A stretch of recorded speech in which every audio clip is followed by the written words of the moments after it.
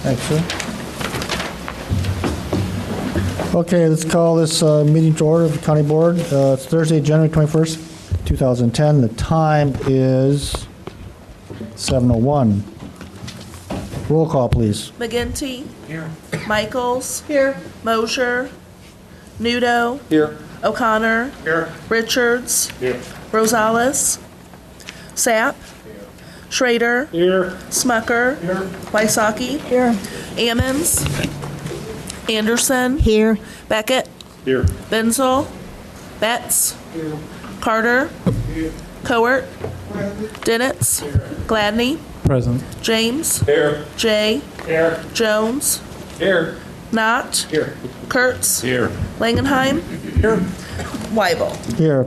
I'll note that Mr. Benzel is out of town on business, and Ms. Ammons had a family emergency to attend to. In lieu of a prayer tonight, I'd like to have a moment of silence for Maury Winkie, former county board member who was on the board in the 1960s and 1970s, passed away recently. He was from Homer, from the village of Homer.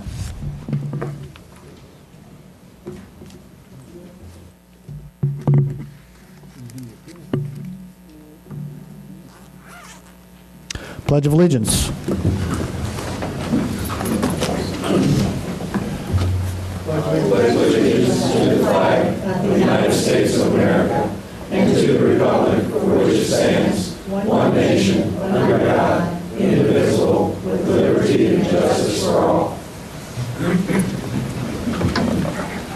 The clerk read notice of the meeting. Notice is hereby given that a regular meeting of the County Board, Champaign County, Illinois will convene on January 21st, 2010, 7 p.m. in the Lyle Shields Meeting Room, Perkins Administrative Center, 1776 East Washington Street, Urbana, Illinois, in said county for the purpose of allowing and ordering payments of claims against the county, receiving and acting upon reports of committees and such other matters as may be brought before said meeting, which said meeting shall continue in session from day to day until the completion of said business. Move approval. Moved by Mr. Betts, second by Mr. Langenheim. All in favor? Aye. All opposed? Motion carries. Seek approval of the agenda and the addenda. Moved by Mr. James, second by Mr. Carter. Discussion. I would like to add an item 7.5, presentation to Mr. Bland. Okay, all in favor? Aye. All opposed? Motion carries. Date and time of our next regular meetings are, well, for the two committee of the whole meetings, one is on Thursday, February 4th. Note it's on a Thursday because the Tuesday is the election day, primary election. The second one is on Tuesday, February 9th. Both of them are at 6 p.m. Next regular county board meeting is Thursday, February 18th at 7 p.m., and all of them are in this room. Consent agenda. Are there any items which you wish to take off the consent agenda? I move consent. Moved by Mr. Betts, second by Ms. Wysocki. Roll call, please. McGinty. Michaels. Yes. Nudo. Yes. O'Connor. Yes. Richards. Rosales. Yes. Sapp. Yes. Schrader. Yes. Smucker. Yes. Wysocki. Yes. Anderson. Yes. Beckett. Yes. Betts. Yes. Carter. Yes. Cowart. Dennitz. Gladney. Yes. James. Yes. Jay. Yes. Jones. Yes. Knott. Yes. Kurtz. Yes. Langenheim. Yes. Weibel. Yes, motion carries. Next, the presentation of Mr. Bland. Mr. Bland, could you step up to the microphone here?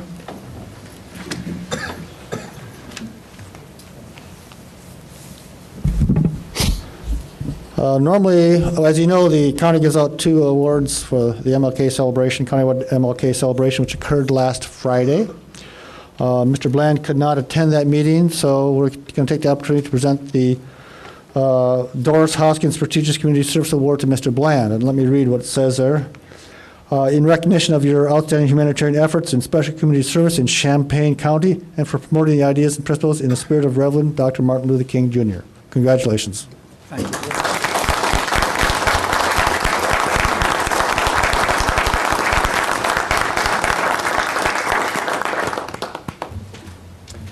Public participation.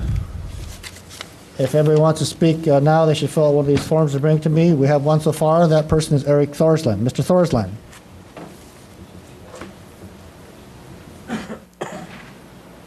Thank you, Chairman. I'm here tonight just to remind the board of some things that aren't on the agenda right now, but will come up in the future. Some are county business, only marginally. Some of them happen here in the county, and this board will make some decisions about them perhaps in the future. The first one's gotten a lot of press lately, and it looks like everyone's in agreement that widening I-74 between Champaign and Mahomet has become some sort of terribly bad idea. I'm happy to report that 2 of my 3 representatives from my district were there at the IDOT meeting yesterday, an informational meeting. I asked for information. I didn't get a whole lot. It's basically based on projections and estimates and modeling and projected growth, and I'm all for people getting work. It seems that the big interest right now is to do the study for the design work. They've got some money they want to spend and some people they want to keep working, and that sounds like a fine idea. At some point, it would be nice to remind them that perhaps we don't need to do that in the near term. There's plenty of funds there, maybe. Some of it comes from the capital bill that could be used on many different projects throughout the county and throughout their district, District 5. So while that road's paved with good intentions, the road I'm really here to talk about is the extension of Olympia Drive East.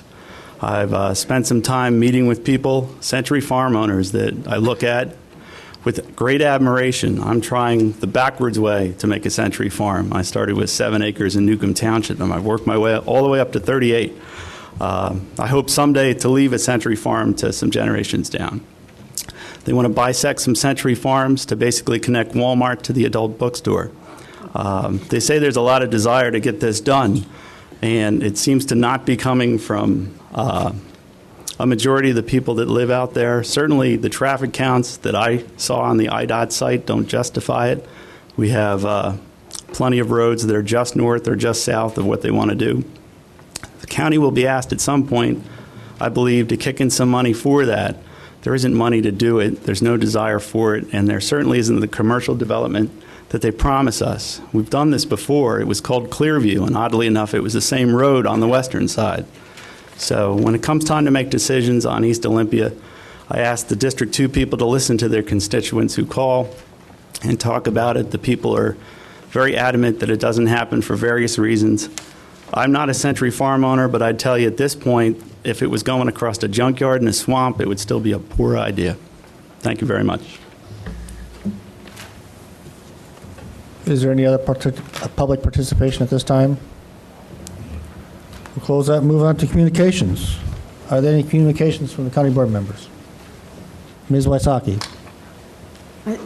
I just want to use this opportunity to remind the board as well as the public that next Tuesday is the scheduled open house regarding LRMP.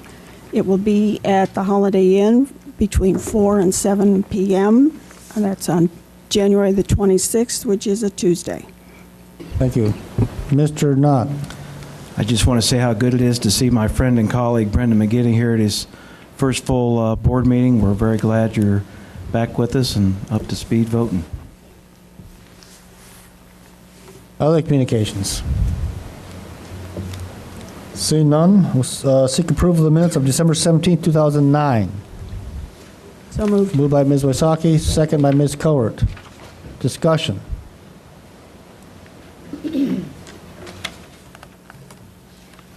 Seeing none, all in favor? Aye. All opposed? Motion carries. Moving on to committee reports.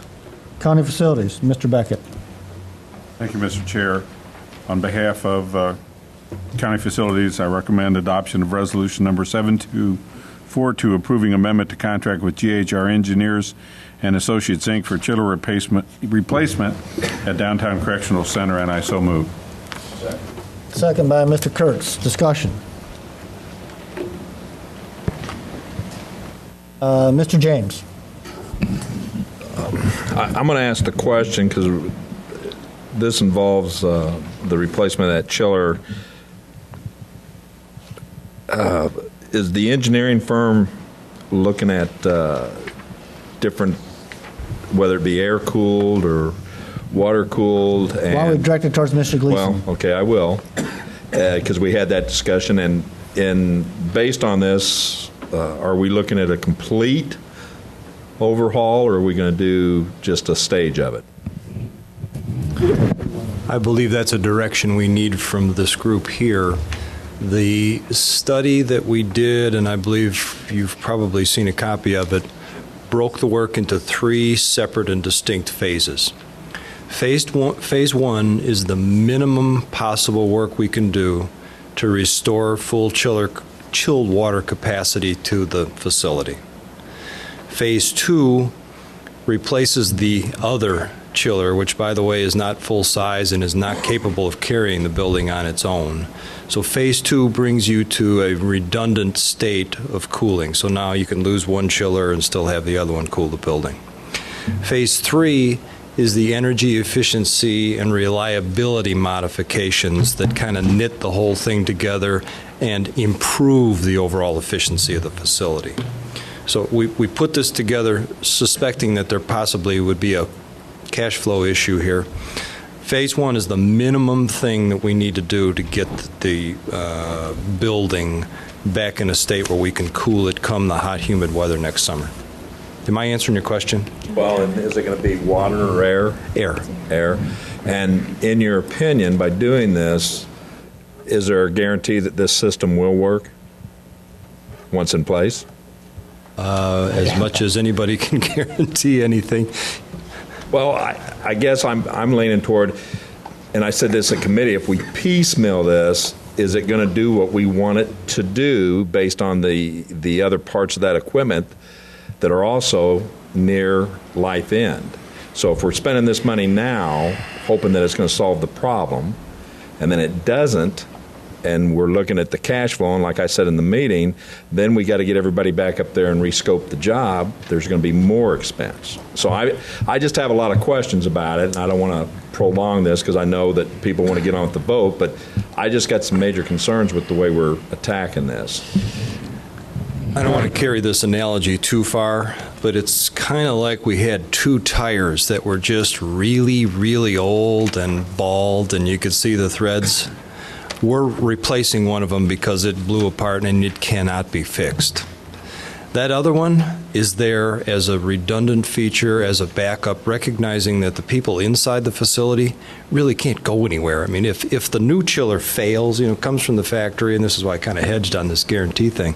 New chiller comes from the factory, it's a mechanical device. It can fail. Things can happen. Now we're going back to equipment, and I'm talking about the existing 75-ton chiller and the cooling tower that makes it function. That stuff is well beyond its statistical life, well beyond it. So, in a perfect world, if we had enough money to do this job right the first time instead of doing, like you say, piecemealing it, we'd do all 3 phases simultaneously. And frankly, I think you'd get a better price or a better bang for your buck, let's put it that way, if you did do all the work all at once. Mr. Beckett? I just want to remind the board that at the table tonight, you had an amendment to the contract.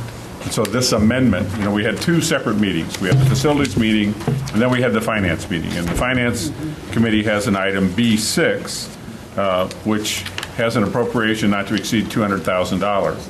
This amendment to contract basically gives us a scope of the project, and as I recall, it's right around $195,000. Correct. And so that's what we've done by the 2 committee meetings and by the action that we would take tonight on this item and on the finance item is only authorize phase 1. Now, that doesn't mean that if a miracle happened and we had more money than we knew what to spend, and in fact, the engineers came back to us and said we needed to move to phase 2, we could study that and we could make that decision at that time if we needed to. But this is getting us past the emergency. This is getting us to do the planning, to do the bidding, to do the work, so that when the cooling season hits us, that we'll be able to have that building be a functional building. Mr. Smucker? So I want to start by asking about, at the first committee of the whole meeting during the facilities section, we took a vote on this, and my memory was that we voted to do all 3 phases. At what point did that change? I mean, doesn't changed that it. automatically At go? finance? No. It changed to finance?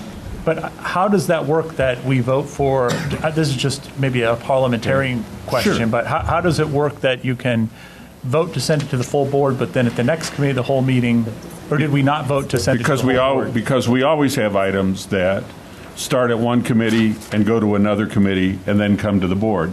That's exactly what happened with this one. We approved a scope, and then we had to pay for it. Then we narrowed the scope at finance, and now it's here. Okay, I just wanted to understand how that works. So, and then my question here, could you describe phase 3? That was one part that was not, there was no description of it. It's a pretty expensive part of the whole picture, if my memory serves. Well, no, it's about $100,000. Yeah, it's not as expensive as That's either right, one not of as the expensive. preceding phases, and what it does is it provides redundancy in pumping, and it provides energy efficiency. It allows us to convert a constant, I don't want to get too technical, and if I'm snowing somebody here, let me know, but it allows us to convert a constant flow system to a variable flow system. That variable flow feature means it takes less energy to physically push the water through the system, and it also allows the chillers to operate at a higher efficiency. Also included in that is some reset schemes where we actually change the temperatures at which some of the equipment operates in the building, again, with an idea towards increasing the efficiencies of the system. And is it necessary for that to be phase 3, or can you, in other words, does it not make sense to do those sort of things with just the one chiller? Do you really need to have both of the new ones in place to do it? It would be, yes, we'd need both of them done. Can I ask, do you have a sense of what the efficiency, what's the difference in monthly energy costs going to be if we don't do it? Or what are the efficiency savings if we do it? You know, in all honesty, I can get that number for you. I don't have that stuff at the tip of my tongue. Is it significant, or, I mean? Yes.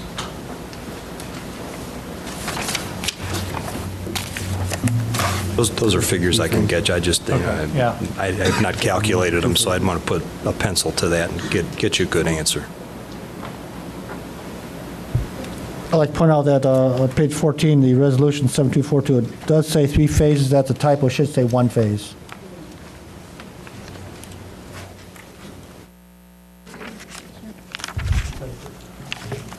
Page 14, near the top. It says 3 phases. It should be 1 phase. Yeah, line 3, the first paragraph. That's a friendly amendment as far as I'm concerned. Who's the second on that? Mr. Kurtz. Is that okay with you? Or who seconded it? Kurtz. Yeah, Mr. Kurtz. Okay, well, we're making a change in the resolution. The resolution itself said 3 phases. It's supposed to be 1 phase. It should be one, Okay. actually 3 phases. Yeah, it's 1 phase. All It right. should be the first phase. Correct. And only the first phase. Friendly amendment, 1 phase. You agree? Okay, all right. Is there objection? We're on. See none. Further discussion?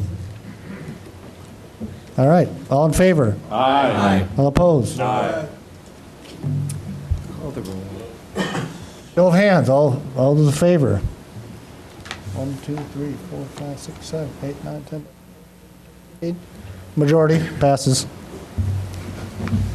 Mr. Beckett. On behalf of facilities, I recommend adoption of resolution number 7243, approving agreement for architectural and engineering services for the election building project, and I so move. Second by Mr. Betts. Discussion. I'm going to ask for a roll call. Mr. Betts wants a roll call. Are there others who want a roll call? I'll call for it. Mr. Richards also? Okay. Further discussion? Seeing none, roll call, please. McGinty, Yes. Michaels. Nudo, Yes. O'Connor, Yes. Richards, Rosales, Yes. Sapp, Schrader, Yes. Smucker, No. Wysocki, Yes. Anderson, Beckett, Yes? Betts, Yes. Carter, Nope. Cowart, Dinitz, Gladney, Yes. James, Yes. Jay, No. Jones.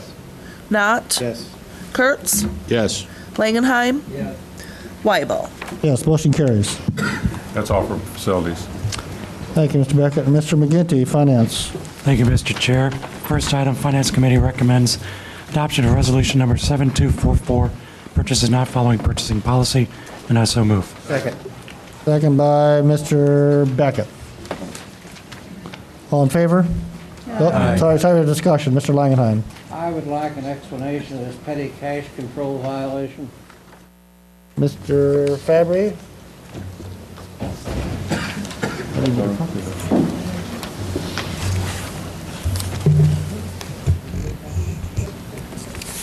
If I did, I did. Well, this was a case where an employee at the nursing home did some travel that was appropriate and was work-related, but instead of following the travel policy, which involves, filling out a form that says where you're going and the distance and all that stuff, she just was reimbursed on the spot through petty cash. And so the employee has the money. This is just a question of putting the money back in petty cash. We've stressed to the nursing home that that's not how mileage is supposed to be done, but in this case, that's how it was done, and so it's just a matter of, do we put the money back in the nursing home's petty cash or not? So in essence, what it means is they did the paperwork after they spent the money. Essentially, yeah. And not the same paperwork, but yeah. That's only $15.40. That's correct. Thank you. Certainly. Further discussion? See none, all in favor?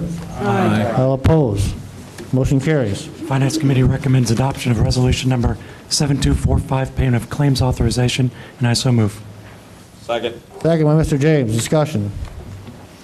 See none, all in favor? Aye. All opposed? Motion carries. Finance Committee recommends adoption of Resolution Number 7246 for $15,000 to appropriate funds for a replacement of the base station at the courthouse parking lot, and I so move. Second. Second by Mr. Beckett. Discussion? Mr. James. I just wish we would look at this issue further and see what other avenues are out there. I know we've had some brief discussion on it. I think that, as I've said before, we keep spending money on this parking lot. I just think we're chasing good money after bad, and I know that there's going to be some disagreement, but I just wish we had more time to study it. Mr. Beckett. My God, that's why I got the numbers for you. Every month costs us money. It's a nightmare at the courthouse. The employees are parking in that lot. The public cannot get in that lot. This needs to be done, and it needs to be done now. We don't need to study this. We need to solve it. Mr. Kurtz. I think it's one of the few things that actually makes us money. Instead of us spending it, I think the $15,000 is an investment in what, 20 or 30,000 a year. Is that what we make on it? I mean, we're just throwing money down. Finally, we have something that we can spend money on and make money with. Mr. James. And I don't like the idea of us making money when that was taxpayers' money that built that to begin with. But with that said, yes, we have studied it, Mr. Beckett, but we're also paying money renting parking spaces. So we're collecting money, and then we're renting spaces. Mr. Beckett. And that's exactly the problem. The people that we're spending money for to rent parking places aren't parking there. They're parking at the courthouse because it doesn't cost them anything, and they only have to walk, 200 feet to get in the front door. And the public who needs to park at the courthouse has no place to park. Don't you see the logic here? Mr. James. Yes, I do, but when I go there, I also got to pay, and I pay my tax bill every month. Thank you for that extra information, Mr. James. Further discussion? We have to have a roll call. It's a budget amendment. Roll call, please. McGinty. Yes. Michaels. Yes. Nudo. Yes. O'Connor. Yes. Richards. Yes. Rosales. Yes. Sapp. Yes. Schrader. Yes. Smucker. Yes. Wysocki. Yes. Anderson. Yes. Beckett. Yes. Betts. Yes. Carter. Cowart. Dennett. Gladney. Yes. James. No. Jay. No. Jones. Yes. Knott, Yes. Kurtz, Absolutely, yes. Langenheim, Ralph? Weibel. Yes, motion carries. Item number 4, the Finance Committee recommends adoption of resolution number 7247 for $65,000. This is an amendment to architect fees to appropriate funds required for a contract with IGW for the county clerk election storage building, and an amendment to engineering fees to appropriate funds required for contract with GHR for chiller replacement project at the Downtown Correctional Center, and I so move. Second. Second by Mr. Beckett. Discussion.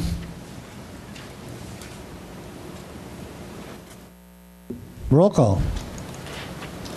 McGinty, Yes. Michaels, Nudo, Yes. O'Connor, Yes. Richards, Rosales, Sapp, Schrader, Yes. Smucker, Wysocki, Yes. Anderson, Yes. Beckett, Yes. Betts, Yes. Carter, Cowart, Dennett, Gladney, James, No. Jay, No. Jones, Yes. Knott, Yes. Kurtz, Yes. Langenheim, Yes. Weibel. Yes, motion carries. Item number 5, the Finance Committee recommends adoption of resolution number 7264 for $200,000 to appropriate monies to be transferred to Capital Asset Replacement Fund for the Downtown Correctional Center chiller replacement, and I so move. Second. Second by Mr. Beckett. Discussion. Roll call. McGinty, Yes. Michaels, Nudo, No. O'Connor, Yes. Richards, Rosales, Yes. Sapp, Yes. Schrader, Yes. Smucker, Yes. Wysocki, Yes. Anderson, Yes. Beckett, Yes. Betts, Yes. Carter, Cowart, Dennett, Gladney, Yes. James, No. Jay, Yes. Jones, Yes. Knott, Yes. Kurtz, Yes. Langenheim, Weibel. Yes, motion carries. Item number 6, the Finance Committee recommends adoption of resolution number 7265 for $200,000 to appropriate funding for the Downtown Correctional Center chiller replacement with revenue from the public safety sales tax, and I so move. Second. Second by Mr. Beckett. Discussion. Seeing none, roll call. McGinty, Yes. Michaels, Nudo, No. O'Connor, Yes. Richards, Rosales, Yes. Sapp, Schrader, Yes. Smucker, Yes. Wysocki, Yes. Anderson, Yes. Beckett, Yes. Betts, Yes. Carter, Cowart, Yes. Dennett, Gladney, Yes. James, No. Jay, Yes. Jones, Yes. Knott, Yes. Kurtz, Langenheim, Yes. Weibel. Yes, motion carries. Finance Committee recommends adoption of resolution number 7248 establishing a hiring freeze for the Champaign County departments and offices funded through the General Corporate Fund and rescinding resolution number 6888, and I so move. Second. Second by Mr. Schrader. Discussion. Mr. Betts. I guess I would like some sort of explanation as to exactly why we need to rescind the old resolution and pass this one. In practice, the way this resolution has been handled is not completely compliant with the way the first resolution was written. And that is, in a department, for example, early on, the circuit clerk lost her deputy clerk/translator. That individual left. She came to the Finance Committee and requested a waiver of the hiring freeze because she needs a translator. The Finance Committee would not waive the hiring freeze, but told her it would be okay if she promoted an existing deputy clerk who had the ability to do translating to the position, but that she would then be required to hold the deputy clerk position vacant before she could hire from the outside. That is typically how we have implemented the hiring freeze, leaving to the department head discretion about internal staffing and assignment of jobs, but not opening it up to new hires from outside the department's employment base.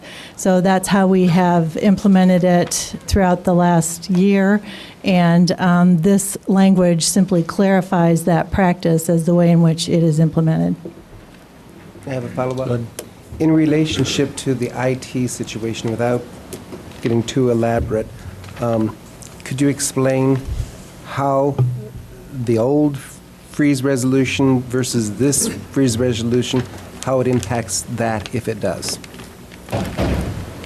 Well, I can tell you that from my perspective, that the hiring freeze did not apply to the IT director position. There was an individual in IT management who was laid off as a result of the requirement for the fiscal year 2010 budget cuts. When I made the decision that that individual, who was the highest paid and least senior management person in the IT department, when I made the decision that he was going to have to be laid off because of the budget cuts, I never intended that the IT director position would be vacant even for a day. I don't know how we can operate or manage IT for the entire county without a director in place at all times. And effectively, the person who previously held the business applications manager position was moved into the IT director's position. He was moved into it in October and has been there ever since. And the business applications manager position is the position that I believe is vacant and has been held vacant. I have a follow-up, and you stop me if you think I'm violating the employee privacy issues, but in relationship to laying off the IT director. Point of order, this is not on the agenda. This should not be discussed, especially not in open session. Agreed. It's directly relevant to this resolution. Hold on, please. What do you think, Mr.?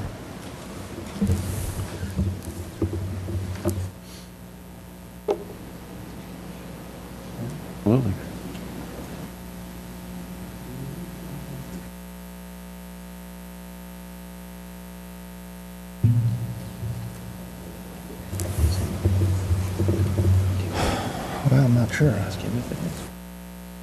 Well, since I didn't hear the entire statement, could you explain to me ahead of time how you think it might be relevant? I think the relevance is when you lay someone off and then you fill it with a person who is already there.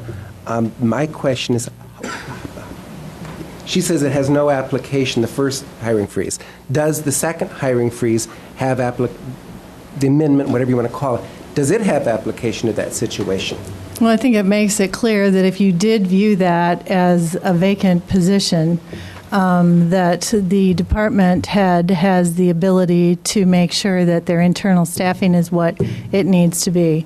Another example is if the sheriff lost a sergeant and could not operate the correctional center without having that sergeant position filled because requires that number of command people, otherwise he's going to invoke overtime, which is far more expensive, that he would promote a correctional officer to sergeant so that his command staff is covered and then hold the correctional officer position vacant. I suppose you could call that a similar situation if you would view there may be a difference in opinion about whether or not the hiring freeze applied to that IT position.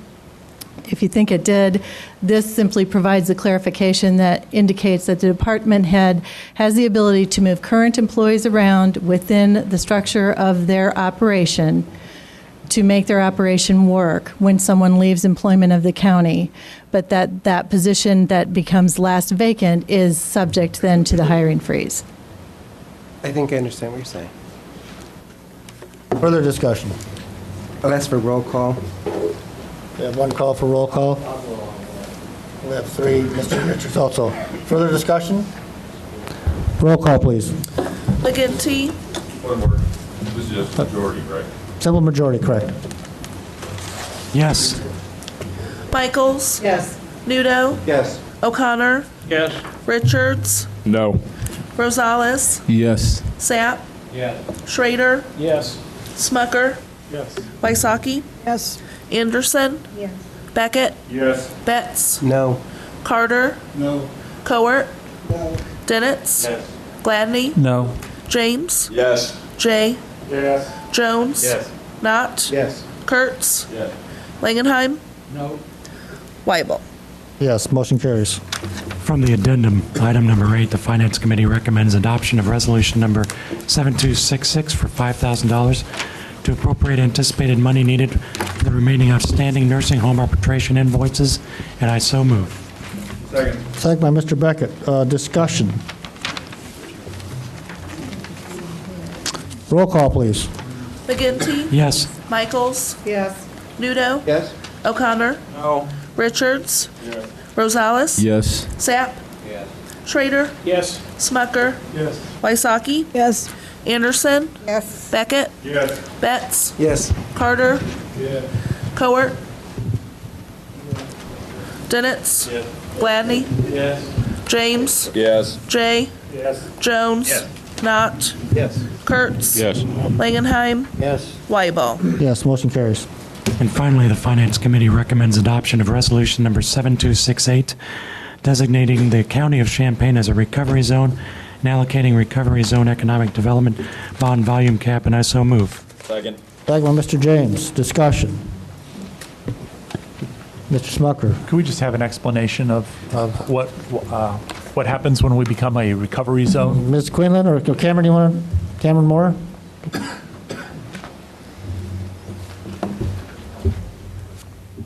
Actually, Jane Quinlan is here too tonight with the Regional Office of Education. This is another component of the American Recovery and Reinvestment Act. Among the many things that were in that act is the act created a new category bonds and a new bonding authority. That bonding authority was allocated to counties all over the country. I won't get into the details unless you want to know, but there's some real advantages to these bonds. They're much lower cost than traditional bond financing. There are some caveats with this, and one of those is that these bonds have to be issued by December 31st of this year. In discussions with some of the local school districts who are planning a number of capital improvements and also county administration that indicated they weren't planning to issue any bonds this year, rather than let Champaign County's allocation of this national bonding program go unused, this would basically transfer your allocation, which is $2,349,000, to 5 school districts on a proportional basis in Champaign County. It would be up to them then to decide whether they would issue bonds under this program and incur, obviously, the liability. We do have an indication that of the 5, 3 have said, yeah, we probably are going to use this bonding allocation if you make it available to us. I don't know that the other 2 are not. I just don't know that they're that far along in their thinking yet. So I'd be happy to answer any other questions. Questions? I want to point out that we are voting on the addendum version, not the one in the agenda.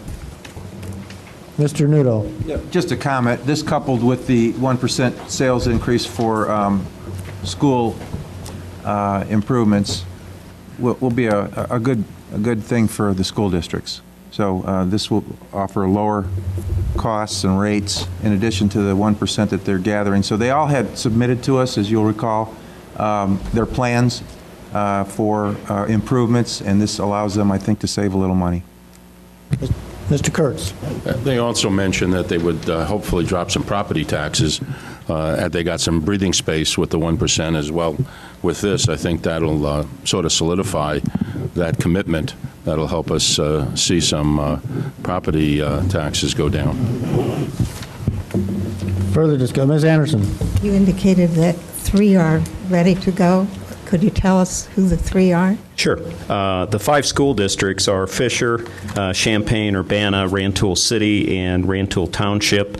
We have gotten strong indications back from Champaign, Urbana, and Rantoul City at this point that, they're getting ready to go to a bond issue sometime in the next couple months, and said, yeah, this is probably something that we would use. I think, as Mr. Kurtz pointed out, it would basically just lower the overall cost of these projects. Further discussion. Thank you, Mr. Moore. We'll need a roll call for this. McGinty. Yes. Michaels. Yes. Nudo. Yes. O'Connor. Yes. Richards. Yes. Rosales. Yes. Sapp. Yes. Schrader. Yes. Smucker. Yes. Wysocki. Yes. Anderson. Yes. Beckett. Yes. Betts. Yes. Carter. Yes. Cowart. Dennett. Gladney. Yes. James. Yes. Jay. Yes. Jones. Yes. Knott. Yes. Kurtz. Yes. Langenheim. Yes. Weibel. Yes, motion carries. That's all from finance. Thank you. Thank you. There are no items from ELUC, Justice, and Highway and Transportation. With some other business on the addendum. Policy. Oh, I'm sorry, pardon? Oh, I'm sorry, policy. There's not much business. Mr. Betts. I move adoption of resolution number 7249, appointing Stephen Holland to the Champaign Southwest Mass Transit District Board, and I so move. Second. Second by Mr. James. Discussion. I want a roll call vote on this. One person wants a roll call vote? I'll join him. Mr. Betts, Mr. Smock, okay, we'll have a roll call vote. Discussion. Any discussion? Mr. Betts. It's almost pointless, but I'm going to vote yes just because the guy is doing there, and if we vote no, he's still going to be there. Eventually, the litigation will get solved. The lawyers will be the ones that make the money, but I'm not going to stall it any further. Mr. Langenheim. That's very correct. Microphone, please. That's very correct. If, regardless of how we vote, this man will remain on the board. But if we vote no, the opportunity remains to find someone who is in favor of mass transit to run for that seat. So we would be able to appoint somebody else at any point. Mr. Smucker? I just want to second Mr. Langenheim's thoughts there, that it leaves our options open if we vote no, and I want to encourage people to do that. Actually, I'd like to give Mr. Smucker the benefit of the fact that I got the idea from him. Further discussion. And further clap each other on the back. Mr. Nudo. Yeah, I thought so. No, just kidding. We had a working agreement that we are going to wait till the courts decide the legitimacy of this court case, and it's fitting that we have the board member seated. If you read his resume, he said he did have some plans for transportation, and I'm encouraged by that because I have read other comments in the newspaper about this allocation of taxes just going towards the legal fees, and it's my district and Brad's and John's, and personally I feel that if they do prevail, they better have a transportation plan. So that being said, let's let the courts play it out. Further discussion? Roll call. McGinty. Yes. Michaels. Yes. Nudo. Yes. O'Connor. Yes. Richards. No. Rosales. Yes. Sapp. Yes. Schrader. Yes. Smucker. No. Wysocki. No. Anderson. What? Oh. Beckett. Yes. Betts. Carter. No. Cowart. Dennett. Gladney. No. James. Yes. Jay. Yes. Jones. Yes. Knott. Yes. Kurtz. Langenheim. Weibel. Yes, motion carries. Moving on to item, under other business, there's item 12B. Mr. Betts, would you? Well, Mr. Smucker's the chairman of the Labor. Oh, I'm sorry, yeah, that's correct. Mr. Schmuck, could you, it's on the addendum. Could you move that, please? Right here.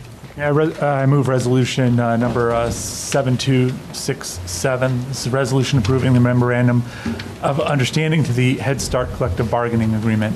So moved. Second by Ms. Anderson. Discussion. Somebody like to explain? Yeah. We got more money from the Mr. government. Moore, you want to explain this quickly?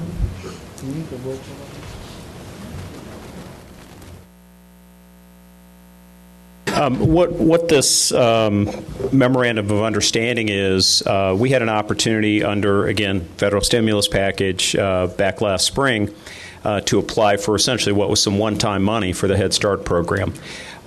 We asked for money for a variety of things, including increased insurance costs, health insurance that we provide to our employees. Obviously, when we put this application in, I believe it was April of last year, we didn't know what the health insurance increase was going to be. We planned on it being 10%. It actually ended up being 5%. but by that time we had had the grant. So what we had requested from the Office of Head Start, and last week or the week before, we received approval to actually provide that money to our employees. And because we're not going to use it for insurance, so we would provide it to our employees. It's a one-time incentive award, retention award, which the Office of Head Start has authorized us to do, and that requires an MOU with our collective bargaining agreement. Do you know approximately what that amount came to, that extra 5%? Yeah, it's about $19,000. Over how many employees? 105, 106. That's fine, thanks. Further discussion? Thank you, Mr. Moore. All in favor? Aye. All opposed? Motion carries. Before we go to the closed session, I want to point out we had a couple late entries for the public participation. They left, Pius. They left. Okay, so I was going to ask if we want to list them, but since they left, we won't do that. The closed session, Mr. Betts? Could we, however, send them a letter inviting them to come back next month? They did sit through a portion of this, and they were only a few minutes late. I think it would be nice if we let them know that we appreciate that they came and invite them. And I figured once started, we'd wait till after we got through our regular business, I'd ask them, so I'll send a note to them. Closed session, Ms. Wysocki. I move that we enter into executive session pursuant to 5 ILCS 120/2C11 to consider litigation which has been filed and is pending against Champaign County. I further move that the following individuals remain present: the recording secretary, the county's legal counsel, the director of planning and zoning, and the county administrator. Is there a second? Second. Second by who? Mr. Rosales. Roll call. McGinty? Yes. Michaels? Here. Yes. Nudo?